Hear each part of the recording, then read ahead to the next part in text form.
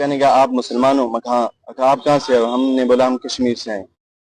कहने लगा मुल्ले ये मुल्ले वो, और ये आपके पहलगाम पता नहीं क्या हुआ, आपने किया, आपके पता नहीं किसने किया। फिर पीटने लग गए, सर में मारो डंडा और राड के साथ पीटा हमें, पीछे से ये कमर पूरी पसलियां टूट गई हमारी। आपका नाम क्या भैया? अपना नाम? मेरा नाम मोहम्मद दीपक है भाई। मोहम्मद दीपक है हाँ, आपका नाम? ठीक है, ओके। और बार के आप तो भाई मैं कोटद्वार का, तुझे नाम से क्या लेना मेरा?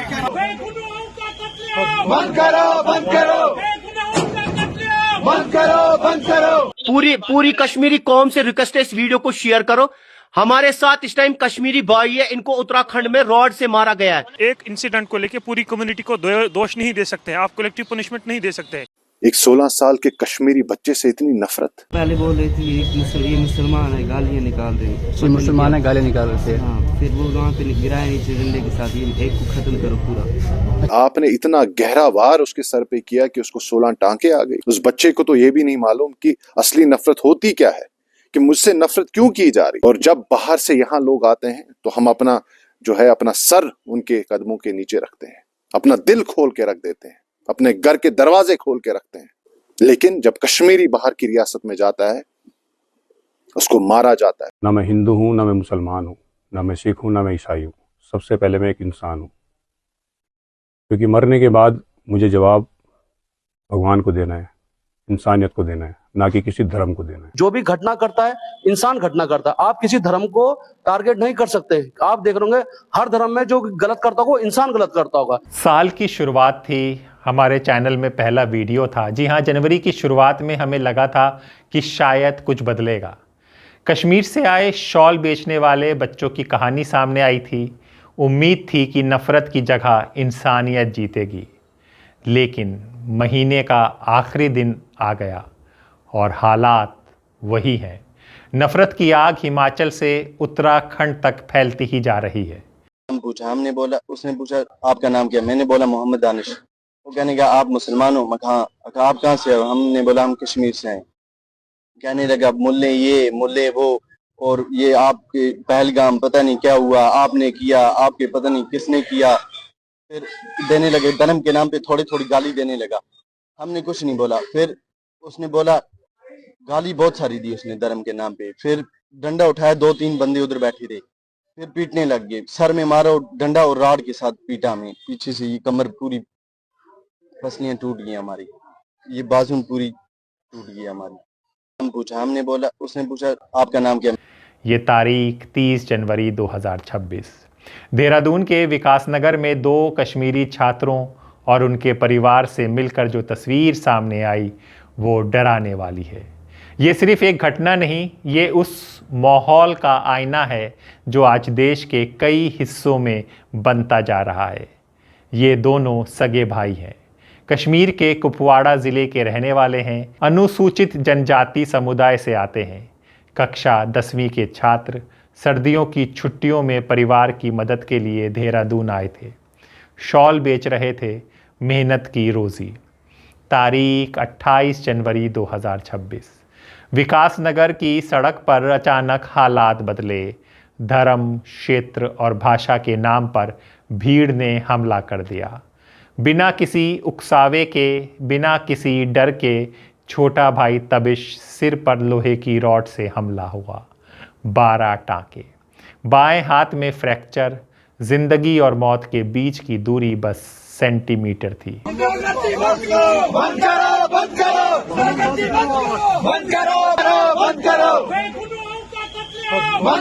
बंद करो बंद करो बंद करो।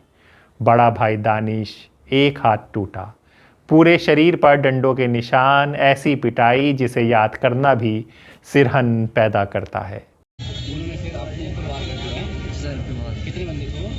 3-4 लेडीज भी थी। क्या बोल रहे थे? पहले बोल रही थी ये मुसलमान है, गालियाँ निकाल रहे हैं, पता नहीं क्या गालियाँ निकाल रहे हैं। हाँ, फिर वो वहाँ पे गिराया नीचे डंडे के साथ, ये एक को खत्म करो पूरा।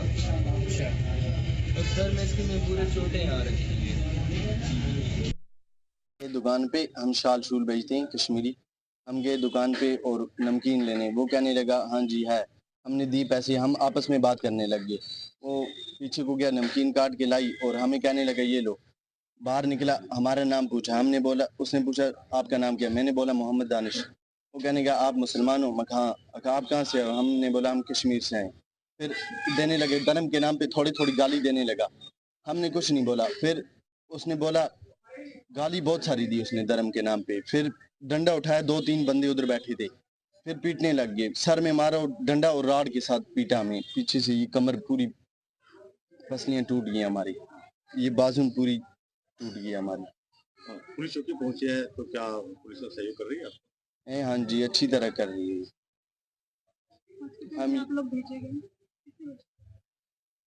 हमें इधर के बंदे थे उत्तराखंड के, उन्होंने भेजा हमें। हमले में सिर्फ शरीर जख्मी नहीं हुआ, उनका सामान, मेहनत की कमाई सब लूट ली गई। वनकन सारी खौफ जद, चाहे तम मुलाजिम नबर, चाहे तम स्टूडेंट नबर, चाहे फेर वल, चाहे शाल वल, तम ति परेशान, तिहंद गर वल ति परेशान। इसलिए थो तवक्का कि हुकूमत कर पन जिम्मेदारी पूर तो कशरन नौजवान यकीनी हिफाजत सो यकीनी बना। अगर नुन दिन गु सच वन साफ कि नसा कशरन खतर अति कह त जाय, मगर इस बार बार इन पे हमले गसान यह सठा तशवीशनाक तो अफसोसनाक। आज तक कुछ भी बरामद नहीं हुआ। माँ और बहन की आंखों में सिर्फ सवाल, गलती क्या थी? क्या शॉल बेचना जुर्म है? क्या कश्मीरी होना गुनाह है? परिवार ने अब काम पूरी तरह बंद कर दिया है। डर इतना है कि घर से निकलने की हिम्मत नहीं। क्या हुआ इसके साथ? उत्तराखंड में क्या हुआ? किसने मारी रॉड? ये बंदा फेरी करने के लिए गया था। अच्छा, ये कोटा में रहते हैं हिमाचल में, लेकिन इस पे एक बॉर्डर पड़ता है विकास नगर उत्तराखंड का। अच्छा, तो ये विकास नगर आया था फेरी करने के लिए। अच्छा, विकास नगर फेरी करने के लिए आया था, तो वहाँ पे जैसी फेरी करके एक शॉप पे जा रखा है लेस खरीदने के लिए। ये 2 बंदे थे। अच्छा, तो इनको क्या हुआ, जैसे ये 2 कश्मीरी आपस में थे, ये लोग एक दूसरे डिसाइड करते हम क्या खरीदें। अच्छा, अच्छा, तो अगला वाला दुकानदार इनसे ये नोट्स करा कि आप मुसलमान हो, अच्छा, आप मुझे गालियां दे रहे हो। उन्होंने बोला फिर हम गालियां क्यों दे आपको? हम इसको किसने रॉड से किसने मारा इसको? रॉड से वही बता रहा हूँ मैं आपको, वही बता रहा हूँ मैं आपको। एक सेकंड, मैं पहले पूरी कश्मीरी कौम से रिक्वेस्ट है, इस वीडियो को शेयर करो।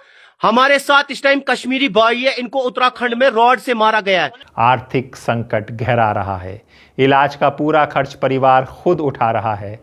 वो कहते हैं हमें बदला नहीं चाहिए, हमें सिर्फ न्याय और शांति चाहिए। देखिए मैम, ये बेसिकली परसों की बात है जब हमारे पास एक सूचना आई, एक इतला आई कि 18 साल एक कश्मीरी शॉल सेलर के साथ मारपीट का मामला हुआ है। और जो शॉल सेलर है ये उत्तरी कश्मीर के कुपवारा ज़िले से ताल्लुक़ रखने वाले थे। तो वहाँ के एक मुकामी संगठन, मुस्लिम सेवा संगठन के तरफ से मेरे पास एक सूचना पूछी, जिस दौरान उन्होंने हमसे रिक्वेस्ट की कि आप यहाँ की सरकार के साथ मामला टेकअप करें। तो मैंने विक्टिम के साथ बात की। विक्टिम बेसिकली वर्सुन कुपवारा से ताल्लुक़ रखते हैं। तो विस्तार के साथ मैंने उनके साथ बात की। वो कश्मीरी शॉल सेलर हैं और बेसिकली वो पढ़ाई करते हैं। और चूँकि विंटर सेशन में चल रहा है कश्मीर में, और बेशतर लोग जिनके परिवार अलग अलग रियासतों में शॉल फेरी का काम करते हैं, शॉल सेलर का काम करते हैं गुज़श्ता 30-40 सालों से, वो अपने परिवारों को जो है इन 3 महीनों में सपोर्ट करने के लिए जाते हैं। तो ये जो युवक था ये भी अपनी परिवार के साथ था, अपनी फैमिली के साथ था, जिस दौरान वो इन 3 महीनों के लिए अपनी फैमिली को जो है सपोर्ट करने के लिए गया था।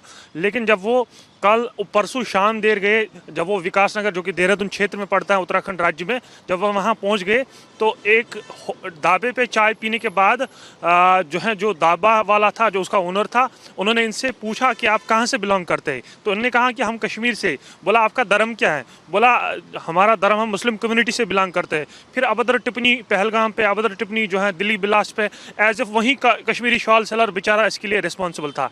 अब पहलगाम किसने किया, दिल्ली किसने किया?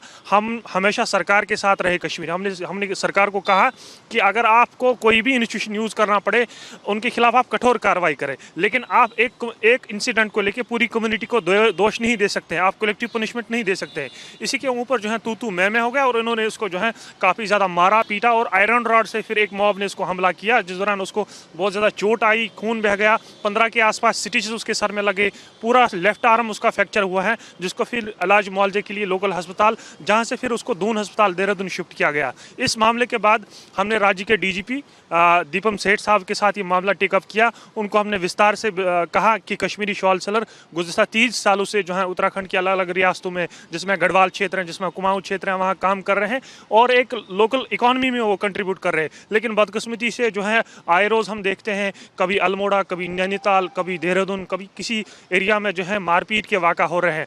आप जम्मू कश्मीर के जो शॉल सेलर काम करने वाले वहाँ अलग अलग राज्यों में, अलग अलग हिस्सों में हैं, आप उनकी सुरक्षा को यकीनी बनाएं। दूसरा कि जो ये इसमें एक्यूज्ड लोग हैं उनके खिलाफ आप कठोर कार्रवाई करें ताकि एक प्रेसिडेंट सेट हो जाए। तो डीजीपी की तरफ से कल दीपम सेठ साहब की तरफ से सुबह मुझे कॉल आया कि उन्होंने कहा कि हमने इस आरोपी को जो है गिरफ्तार किया, कठोर कार्रवाई की, बाज़ाब्ता तौर एफआईआर लॉन्च किया और जो एक्यूज्ड बाकी अभी जो फरार हैं उनकी हम गिरफ्तारी जो है अमल में ला रहे हैं। एक और सवाल, जम्मू कश्मीर सरकार के मुख्यमंत्री ने इन बच्चों से बात क्यों नहीं की, ये एक सवाल उठ रहा है। हाल चाल पूछने के लिए एक फ़ोन कॉल तक नहीं किया। ये चुप्पी भी बड़े सवाल खड़े करती है। एक 16 साल के कश्मीरी बच्चे से इतनी नफरत। पहले बोल रही थी ये मुसलमान है, गालियाँ निकाल रहे, ये मुसलमान है, गालियाँ निकाल रहे थे। हाँ, फिर वो वहाँ पे गिराए नीचे डंडे के साथ, ये एक को खत्म करो पूरा। आपने इतना गहरा वार उसके सर पे किया कि उसको 16 टांके आ गई। कहां से लाते हैं ये नफरत? उस बच्चे को तो ये भी नहीं मालूम कि असली नफरत होती क्या है, कि मुझसे नफरत क्यों की जा रही है, जस्ट बिकॉज कि वो एक मुसलमान है, कश्मीरी है। कब तक कश्मीरियों पे वार किए जाएंगे? कब तक कश्मीरियों को जलीलो खार किया जाएगा? कब तक कश्मीरियों को बाहर के रियासतों में मारा जाएगा? और जब बाहर से यहां लोग आते हैं तो हम अपना जो है अपना सर उनके कदमों के नीचे रखते हैं, अपना दिल खोल के रख देते हैं, अपने घर के दरवाजे खोल के रखते हैं। लेकिन जब कश्मीरी बाहर की रियासत में जाता है, उसको मारा जाता है, पीटा जाता है, जलील किया जाता है, रुस्वा किया जाता है। तो मैं यहाँ के सियासतदानों से ये पूछता हूं, कब तक आप चुप रहेंगे? मोदी जी और अमित शाह जी से कहना चाहता हूं, कब तक आप चुप रहेंगे? कब तक आप देखते रहेंगे कि कैसे माइनॉरिटीज, मुसलमानों को और कश्मीरियों को निशाना बना दिया जा रहा है इस मुल्क में? कब तक आप ऐसे देशद्रोह आतंकवादी लोगों को पनाह देते रहेंगे, सपोर्ट करते रहेंगे? कब तक प्लीज जो है चुप्पी साधी रहेगी? वक्त जब आएगा, उबलेगा खून तेरा भी, ज़हनियत बेरहम होगी, फिर शायद तुझे कदर होगी। परिवार उत्तराखंड सरकार से भी न्याय और मुआवजे की मांग कर रहा है, क्योंकि अब तक हर खर्च, इलाज से लेकर दवाइयां तक सब कुछ खुद उठाना पड़ रहा है। 2 कश्मीरी युवक थे जो विकासनगर के बाजार में आए थे, जिनके पिताजी जो वर्तमान में पौंटा साहिब में किराए के मकान पर रहते हैं, और ये दोनों युवक भी इस दौरान छुट्टियों में अपने पिताजी के पास आए थे और उनके सहयोग के लिए, फेरी में सहयोग के लिए भी वो यहाँ पर पौंटा में रुके हुए थे। कल विकासनगर में एक दुकानदार से इनकी किसी बात को लेकर वहाँ पर कहासुनी हो गई, जिसमें दुकानदार द्वारा जो है उन पर हमला किया गया, जिससे वो इंजर्ड हुए थे। इंजर्ड के बाद उनका मेडिकल कराया गया। मेडिकल और तहरीर के आधार पर जो है मुकदमा सुसंगत धाराओं में दर्ज कर लिया गया है। जो इसमें मेन अक्यूज था अभियुक्त संजय यादव, उसको हिरासत में ले लिया गया और सुसंगत धाराओं में जो है इन्वेस्टिगेशन के बाद इसको न्यायिक इसमें रिमांड के लिए पेश किया जाएगा। अन्य जो भी इसमें बात साक्ष्यों के तौर पर आई, वो सभी सीसीटीवी फुटेज, अन्य चीज़ों को कलेक्ट किया जा रहा है और जो मेन इसमें अक्यूज था उसको अभी हिरासत में ले जाकर आगे की पूछताछ और इन्वेस्टिगेशन जारी है। मांगे साफ हैं, पीड़ितों को न्याय मिले, दोषियों पर सबसे सख्त कार्रवाई की जाए, इलाज का पूरा खर्च सरकार उठाए, परिवार को आर्थिक मदद मिले और दोनों भाइयों को अलग अलग मुआवजा दिया जाए। लेकिन इसी उत्तराखंड में एक और तस्वीर भी सामने आई, दीपक। जी हाँ, वो शख्स जो एक बुजुर्ग मुस्लिम चाचा के सामने चट्टान बनकर खड़ा हुआ, नफरत फैलाने वालों को डटकर रोका, उन्हें भगा दिया। दुकान है, बाबा कौन है? इनके पास हम पहले भी आए हैं। बाबा पे क्या होता है मुझे पता होगा।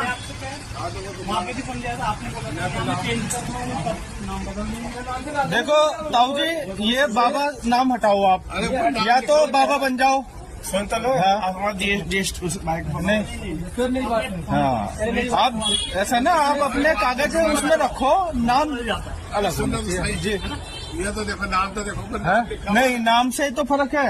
अरे ऊपर नाम भी लिखा हुआ है ना, शोएब अहमद। बाबा का यहाँ के कोटवार में सिद्ध बाबा ही है। आप बात नहीं समझ, आपने उस टाइम बोला था ठीक है बदल दो, देखो ऐसा है स्कूल ड्रेस कटरी जो भी लिखवाना है, पर ये बाबा बाबा हटवाओ ये महाराज हो गए, हमारे सिद्ध बाबा हैं। हाँ, अब वो तो हमें उससे मतलब नहीं है, आप इसे चेंज करवाइए बाबा शब्द को, है ना। हाँ। आज ये बोर्ड हटा दो इसमें, तुम लगी है नहीं तो देखो ये नहीं बोला था, तब बोल जब दूसरी जगह दुकान चेंज करेंगे जब हम ये नाम हटा देंगे, बोला था आपने, है ना। चलो करवा जीएसटी वगैरह में चेंज हो जाता है। ये कब तक होगा भैया? हाँ जी, हेलो, कब तक होगा ये? आप हमें बताइए ना कब तक होगा।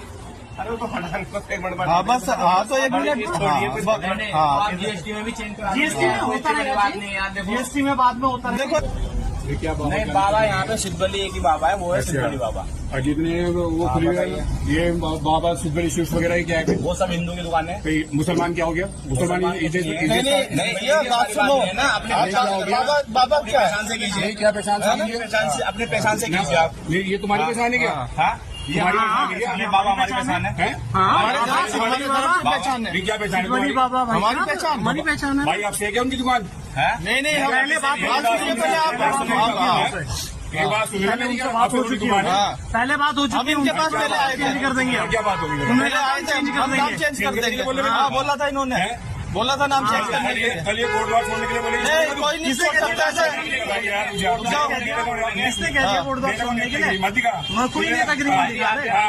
मैं आराम से कर रहा हूँ भाई, बात सुन ले, आराम से कर रहा हूँ, आराम से बात कर रहे हैं। चेंज करेगा भाई, एक मिनट भाई, चेंज करेगा तू नाम? लिखा था ऊपर नाम लिखने का, नाम लिखने लिखा था कि शुभ अहमद लिख देना। तूने कब से लिख रखा नाम? मैं तो बाबा तो 30 साल पुरानी, 30 साल पुरानी दुकान है ना। तो हम जब आपके पास आए थे पिछली बार, नहीं आपने है ना, आप चेंज मत करना, जो नाम है तुम्हारा वही नाम रखो, ठीक है। आपका नाम क्या भैया? अपना नाम? मेरा नाम मोहम्मद दीपक है भाई। मोहम्मद दीपक है आपका नाम? ठीक है, ओके। और बार के आप नाम है कोर्ट द्वार का, तुझे नाम से क्या लेना मेरा? किसी दुकान में वीडियो बना रहा हूँ, बदमाश करो, तू भी बोल खोलो खोलो फोन खोलो यार, फोन खोलो। हमने भी नहीं करी, हमने कहा नाम चेंज हो जाओ भैया, ठीक है, दुकान का नाम बता दीजिए। जाने चल यार, यहाँ से चलिए, ठीक है भाई यार धक्का मत मारो यार, देखो अबे वीडियो सब कुछ कर रहा है।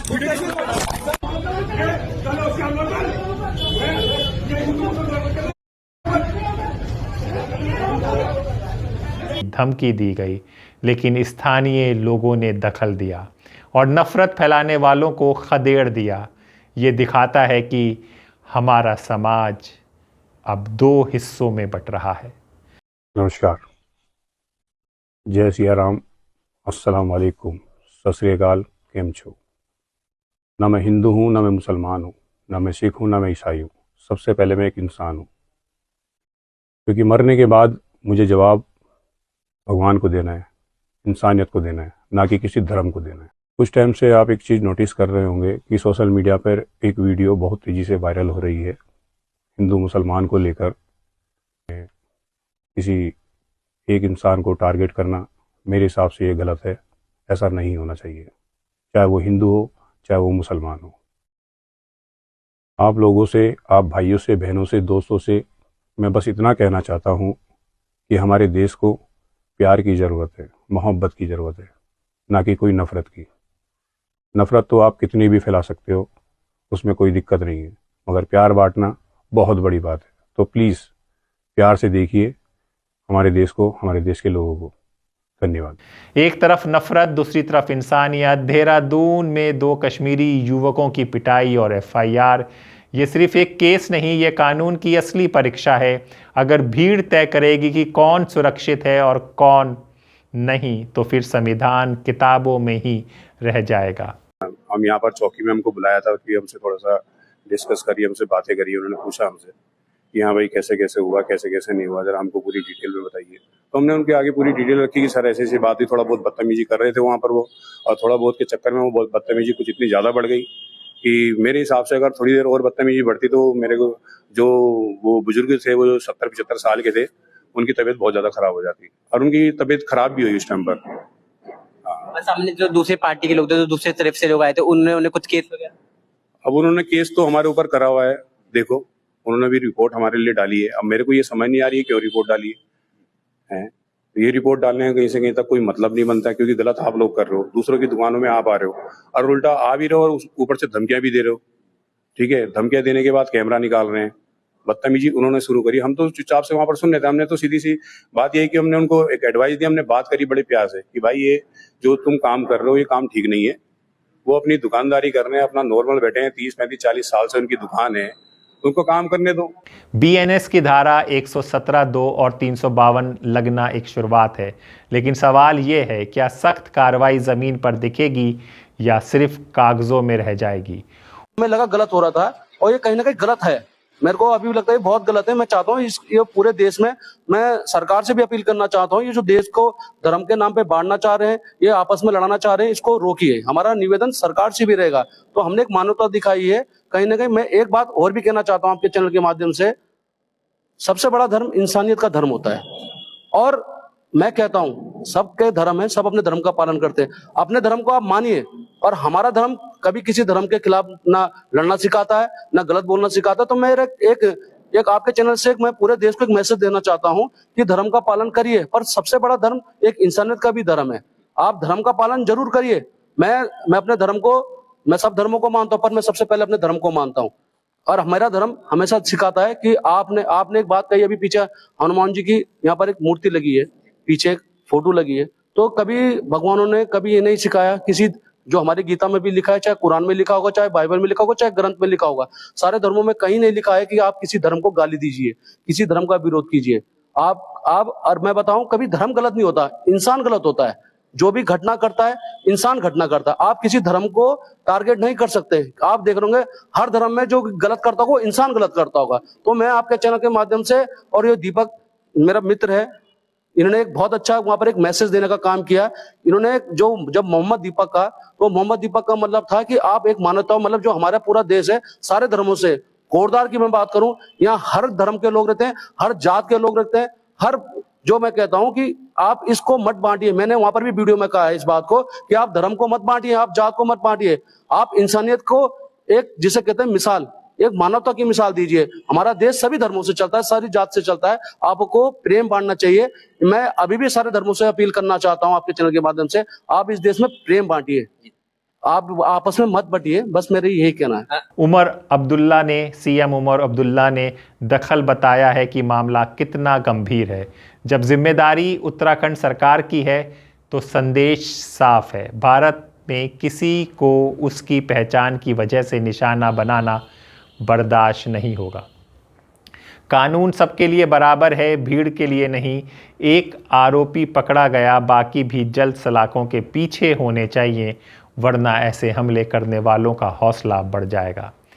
इस बीच हम आपको ये भी बता दें, उत्तराखंड के मुख्यमंत्री पुष्कर सिंह धामी कहते हैं, मैं कभी किसी से हेट नहीं किया, फिर भी मेरा नाम हेट स्पीच देने वालों में सबसे ऊपर डाल दिया गया।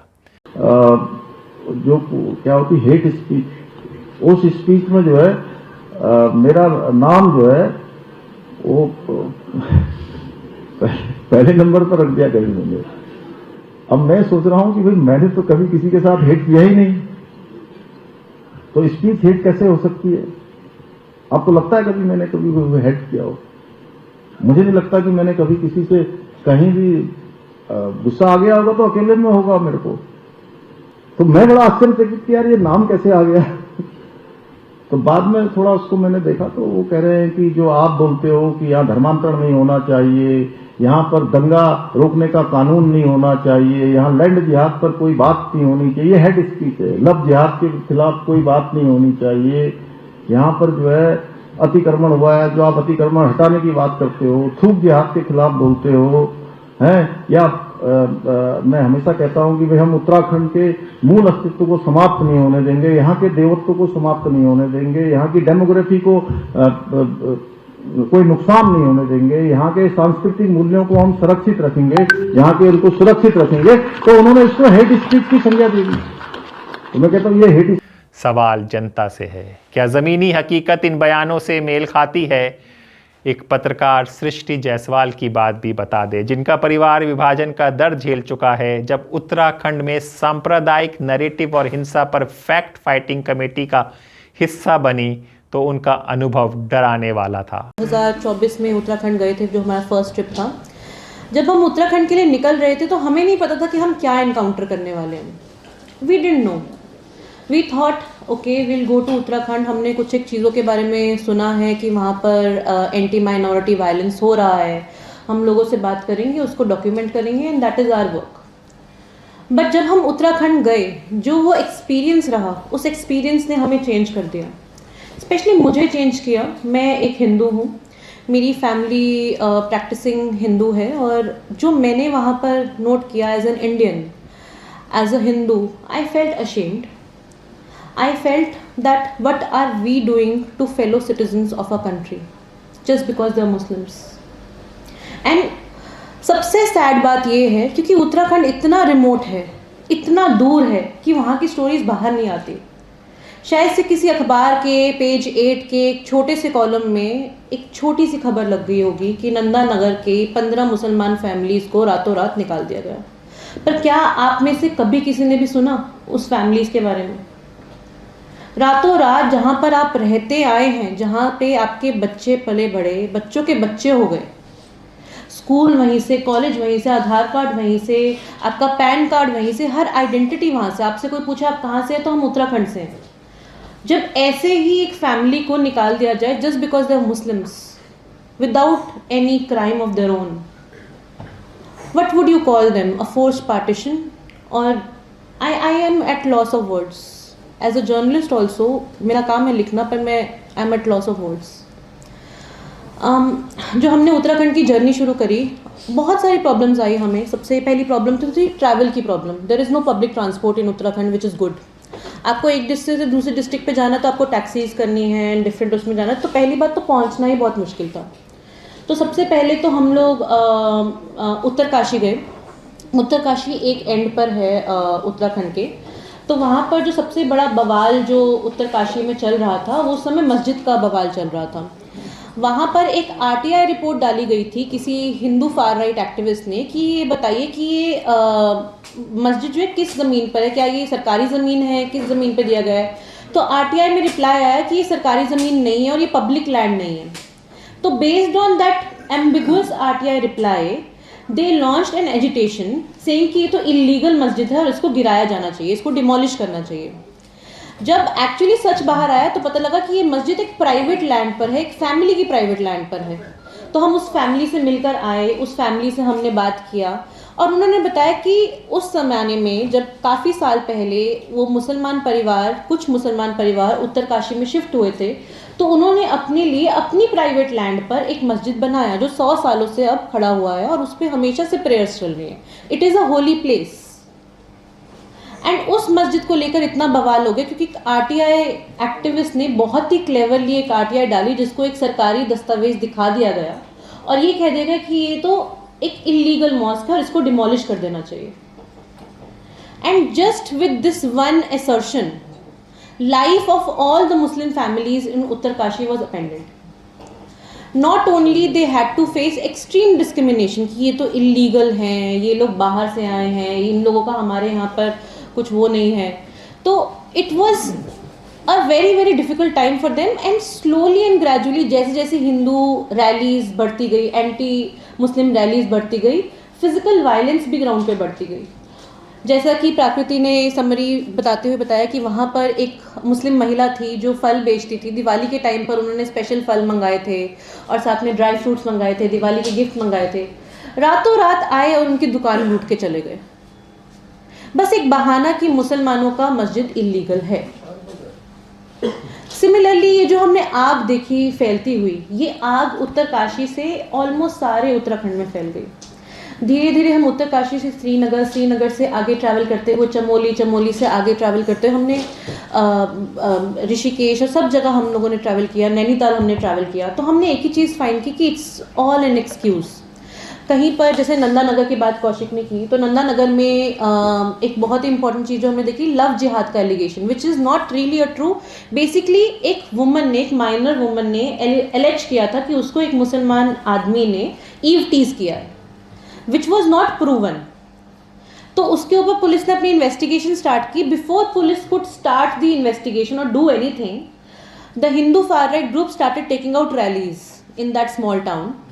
उस रैली में मुसलमान भाईचारा के तौर पे खुद गए, बोल के कि नहीं ये गलत हुआ है लड़की के साथ, हम लोग अपने हिंदू भाइयों के साथ जुड़े हुए हैं, हम लोग भी आपके साथ खड़े हैं, किसी भी बच्चे के साथ, किसी भी लड़की के साथ ये चीज़ नहीं होनी चाहिए। और उसी रैली में एंटी मुसलमान स्लोगन लगाए गए। उसी रैली में मुसलमानों को जो उनका साथ देने के लिए गए थे उनको पीट दिया गया, इतना पीट दिया गया और मॉब उनके पीछे पड़ गया कि उनको छुप कर एक ऐसी जगह पे छुपना पड़ा, सेकंड फ्लोर पे घर के, जहाँ से मतलब दे कुड सी कि उनकी दुकानों को कैसे लूटा जा रहा है, उनकी गाड़ियों को नदी में कैसे फेंका जा रहा है, उनके मतलब द वायलेंस। इमेजिन कि पूरे परिवार के साथ आप एक जंगले वाले घर में बंद हैं, नीचे आपको दिख रहा है कि लोग आपके साथ वायलेंस कर रहे हैं, आपके छोटे छोटे बच्चे हैं जो रो रहे हैं, दे आर क्राइंग। आप उनको क्या समझाओगे उन बच्चों को कि ये हमारे साथ ऐसा क्यों हो रहा है? उस रात में जब ये सुबह के समय वायलेंस हुई, दर्शन भारती एक हिंदू फार राइट लीडर हैं, उन्होंने 2 दिन बाद वहाँ पे दोबारा रैली की, जिसकी वजह से और वायलेंस हुई, और भी ज़्यादा वायलेंस हुई। और उस वायलेंस के बाद पुलिस वालों ने उनको बोला देखो हम आपकी सेफ्टी की गारंटी नहीं ले सकते, the best we can do is कि हम आपको चमोली डिस्ट्रिक्ट से बाहर भेज सकते हैं अपनी पुलिस की गाड़ी में। तो एक गाड़ी में पिग्स की तरह उनको भर कर चमोली डिस्ट्रिक्ट के आउटस्कर्ट्स में उनको रख दिया गया कि आप अब यहाँ से जाओ, आप खुद रिस्पॉन्सिबल हो अपनी सेफ्टी के लिए, हम उसमें कुछ भी नहीं कर सकते। And they had to flee overnight. चलिए ये तो उन जगहों की बात हो गई जो काफ़ी रिमोट हैं, काफ़ी दूर हैं। चमोली डिस्ट्रिक्ट काफ़ी दूर है, उत्तरकाशी काफ़ी दूर है, पहुंचना मुश्किल है, वहाँ से खबर नहीं आती। नैनीताल तो सेंटर है, नैनीताल में तो उत्तराखंड हाईकोर्ट है। जो नैनीताल में हो वो तो और भी भयानक है। एजुकेटेड अवेयर सिटीजनरी है वहाँ की। नैनीताल में अगेन लव जिहाद के कंसेप्ट के ऊपर ही एक मुस्लिम एल्डरली व्यक्ति हैं, उनके ऊपर एलिगेशन लगा that he has raped a Hindu woman. And within the time span of allegation, जब तक पुलिस में बात गई, सून वेरी सून पूरे टाउन में ये बात फैल गई। And in no time rallies were taken out by Hindu far right activist. They started vandalizing the Muslim properties. In fact, जो मुसलमान प्रॉपर्टीज़ पे और जैसे मुसलमान ईटरीज़ हैं, शॉप्स हैं, वहाँ पे बैठ के लोग खा रहे हैं, खाना खा रहे हैं, लोगों को दुकान से बाहर निकाल के ही मारा गया कि तुम्हारी हिम्मत कैसी उधर खाना खाने की, you should boycott them. कुछ एक मुसलमान जो हैं वहाँ पर बहुत ही सेंचुरीज ओल्ड जामा मस्जिद में छुप गए, बिल्डिंग बंद की, जामा मस्जिद के बाहर पथराव हुआ। मस्जिद कमेटी के लोग पुलिस वालों को कॉल करते रहे, कमिश्नर तक को कॉल किया कि please help us, please send police, please send some force, something will happen to us, ये मस्जिद को जला देंगे, कुछ हो जाएगा। और सबसे गनीमत की बात पता क्या है? मस्जिद की दीवार के साथ, आप ये फैक्ट फाइंडिंग रिपोर्ट में आप देख सकते हैं, मस्जिद की दीवार के साथ में ही पुलिस स्टेशन का दीवार है। ये मस्जिद है और ये पुलिस स्टेशन है। Police force did not come on time, police force did not come on time. And this is not the only thing. मस्जिद कमेटी ने अपनी तरफ से पूरी कोशिश की कि वो अपनी कंप्लेंट दें जिसके ऊपर एफआईआर हो, लेकिन उस कंप्लेंट के ऊपर एफआईआर तक दर्ज नहीं हो रही है। आप जस्टिस की गुहार कैसे लगाएंगे जब तक एफआईआर ही नहीं हो रही है? First information report. जो मेरी family is a partition refugee family, हमारी फैमिली ने ये फोर्स माइग्रेशन देखा है और इस दर्द को मैं समझती हूँ कि कैसा दर्द है ये, और शायद से तभी मेरे अंदर से ऐसी भावना निकल रही है जिसमें मैं बोल रही हूँ।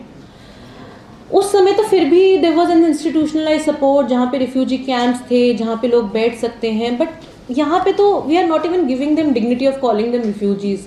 अपने ही देश में कोई कैसे रिफ्यूजी बन सकता है? सवाल बड़ा है, देश को किस दिशा में ले जाया जा रहा है?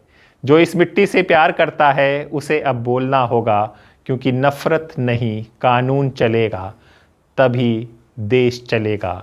और द स्वतंत्र उम्मीद करता है, कोशिश करता है, सरकारों से निवेदन करता है कि ऐसा मत कीजिए, हमें आगे बार बार इस तरह की स्टोरियां नहीं चलानी पड़े। उम्मीद है कुछ बदलेगा।